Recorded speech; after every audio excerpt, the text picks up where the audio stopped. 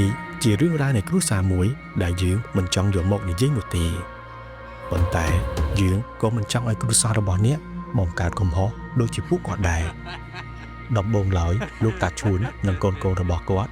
រស់នៅយ៉ាងមានសុភមង្គលប៉ុន្តែថ្ងៃមួយតាឈួនបានលាចាកលោកភ្លាមៗដោយមិនបានផ្ដែផ្ដាំមួយម៉ាត់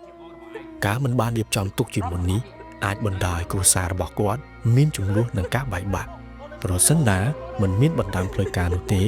គ្រួសារអាចមានជម្លោះលើការបែងចែកមរតកតែពុកចង់ឲ្យផ្ទះនេះមកខ្ញុំណាគាត់ធ្លាប់និយាយប្រាប់ខ្ញុំតែឯងមានផោះតាំងគ្មានទេម៉ែនេះ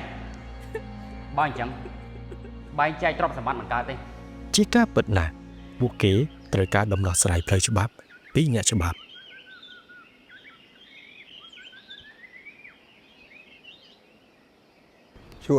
ជួនឯងបានធ្វើម្ដាំមកដកតូចកូនហើយនៅខ្ញុំថ្មីនេះខ្ញុំបានធ្វើម្ដាំមកដកជាមួយសាកូរីរួចរាល់ហើយខ្ញុំដឹងហើយប៉ុន្តែយើងសល់ពេលវេលាច្រើនទៀតដែរតើលោកតាសុកបានយល់ដឹងអំពីសារៈសំខាន់នៃការរៀបចំបណ្ដាំស្របច្បាប់ទុកជាមុនដោយមានការជួយពីសាការីខ្ញុំមកឲ្យមួយជួយធ្វើបណ្ដាំមកដកឲ្យកូនឲ្យស្របច្បាប់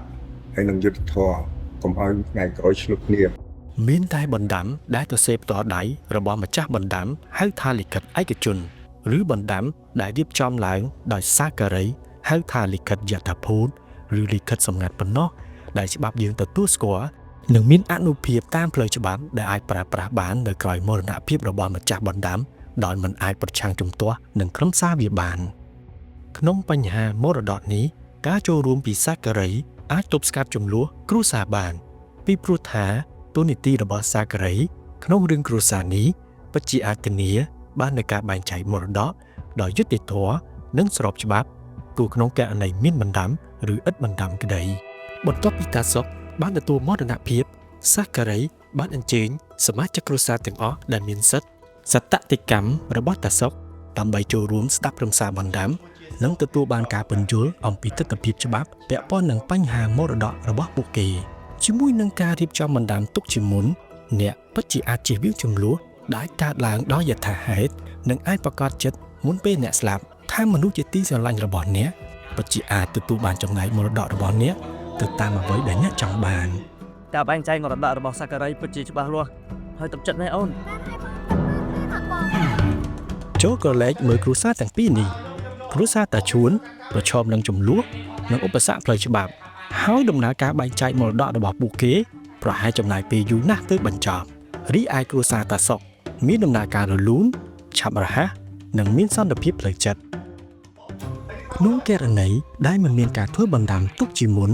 ក៏សាការីនៅតែអាចជួយដល់ការបែងចែកមរតករបស់លោកអ្នកក្នុងពេលវេលាដ៏លំបាកមួយនេះបានដែរសាការីនៅទីនេះដើម្បីផ្ដល់ការគាំទ្រផ្នែកច្បាប់ក្នុងដំណើរការចាត់ចែងមរតកគ្រួសារទាំងមូលតាមរយៈទូនីតិជាមន្ត្រីសាធារណៈនិងគុណសម្បត្តិនៃលិខិតយថាភូតចំណាត់ការបែងចែកមរតកក្នុងគ្រួសារដោយសាការីពិតជាអាចជឿទុកចិត្តបានថាមានភាពត្រឹមត្រូវយុត្តិធម៌និងស្របតាមខ្លឹមសារនៃច្បាប់នៅគ្រប់ដំណាក់កាលទាំងអស់ហើយនឹងមិនកើតវិវាទគ្រួសារនៅពេលក្រោយទៀតឡើយបានពុយចាក់សិនណាសាប៊ីមសិនសាការីនឹងជួយក្រុមគ្រួសាររបស់អ្នកឲ្យសម្រេចបានដំណោះស្រាយលើបញ្ហាមរតកដោយធានាថាអ្នកគ្រប់គ្នាទទួលបានចំណែកដោយត្រឹមត្រូវយុត្តិធម៌ស្របតាមច្បាប់ជាធរមានទទួលបានការប្រឹក្សាផ្លូវច្បាប់ត្រឹមត្រូវច្បាស់លាស់និងប្រែក្លាយពីចំនួនទៅជាសុខដុមរមនានឹងគ្នាវិញនៅក្នុងគ្រួសារទោះបីជាមានឬក៏មិនមាននៅបណ្ដាំមរតកក៏ដោយក៏ខ្ញុំអាចជួយអ្នកទាំងអស់គ្នាក្នុងការបែងចែកមរតកដោយយុត្តិធម៌និងស្របច្បាប់ហើយពុំមានចំនួនអ្វីទាំងអស់ពួកយើងគួរតែមករកសាការីតាំងពីដំបូងម្ល៉េះម៉ែនេះអូនចាមែនហើយបងចំបាច់ចំហត់ឈ្មោះគ្នាទូនីតិរបស់សាការីក្នុងការបែងចែកមរតកគឺពិតជាសំខាន់ណាស់ពួកគេចូលរួមធានានៅដំណើរការបែងចែកមរតកប្រកបដោយយុត្តិធម៌និងស្របច្បាប់សម្ដៅផ្ដល់ឲ្យមនុស្សជាទីស្រឡាញ់របស់លោកអ្នកនៅសន្តិភាពសុវត្ថិភាពនិងសាមគ្គីភាពគ្រួសារអូនណា ច ចាបង បងគិតថាបងនឹងរៀបចំផែនការសម្រាប់កូនយើងអូនគិតមិនដែរ មានអីល្អតាបង